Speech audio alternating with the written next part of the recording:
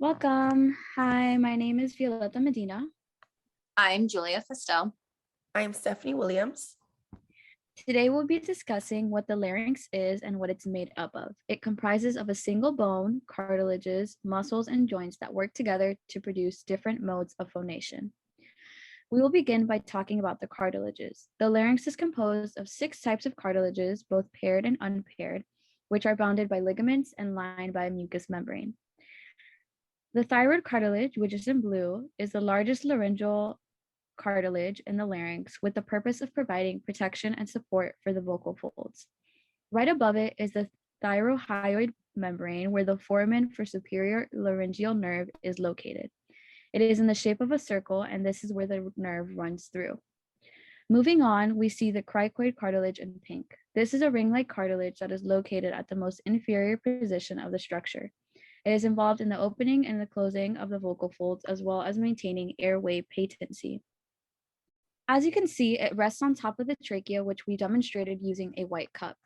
The trachea is structured by horseshoe-shaped rings that do not completely connect posteriorly. They are joined together by overlying ligaments and the trachealis muscle at the ends. The thyroid and cricoid cartilage articulate at the cricothyroid joint, facilitating a rocking movement, which Julia will demonstrate. Moving on to another structure on our larynx, we have the epiglottis, which is in lime green. The epiglottis is a leaf-shaped flap cartilage that is located in the superior-most portion of the larynx. During swallowing, the epiglottis drops down over the larynx to protect the airway and avoid aspiration from occurring. We then can see the corniculate cartilage, which is in orange and is separated by a line. This cartilage sits on the superior surface of the arytenoid cartilages, helping the vocal folds maintain an appropriate level of rigidity. We then see the arytenoid cartilages, which is also in orange, separated by the line. On the upper surface of the cricoid cartilage sits the arytenoid cartilages, which form of a point of attachment for the vocal folds, aiding in abduction and adduction. They ride on the superior surface of the cricoid, with the cricoid arytenoid joint permitting rotation, rocking, and gliding. We then see the aryepiglottic folds. The aryepiglottic depresses the epiglottis as well as closes off the larynx when swallowing. Within the aryepiglottic folds, there are the cuneiform tubercles and the corniculate tubercles. In this next structure, you could see the triticial cartilage on our larynx. Our triticial cartilage is in red, and it is a small oval-shaped cartilage found within the lateral border of the thyrohyoid membrane between the greater horn of the hyoid bone and the superior horn of the thyroid cartilage. And lastly, to help make phonation possible, we need the use of intrinsic muscles. And so these intrinsic laryngeal muscles, when they're in action, we'll be able to see how they actually modify the airflow by adjusting the vocal folds to achieve certain distinguished sounds.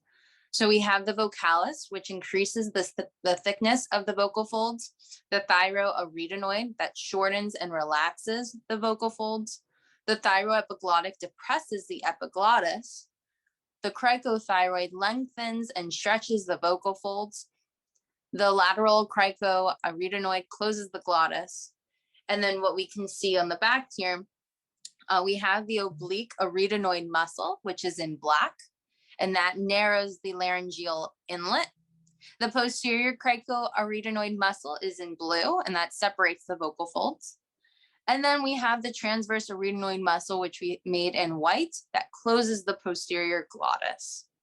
And so these muscles are essentially what move the vocal cartilages and control the tension of the vocal folds for phonation to occur. There's also extrinsic muscles that elevate or depress the larynx, and those are what complement the phonation process as well. Thank you for listening to our presentation. On this next slide is our references.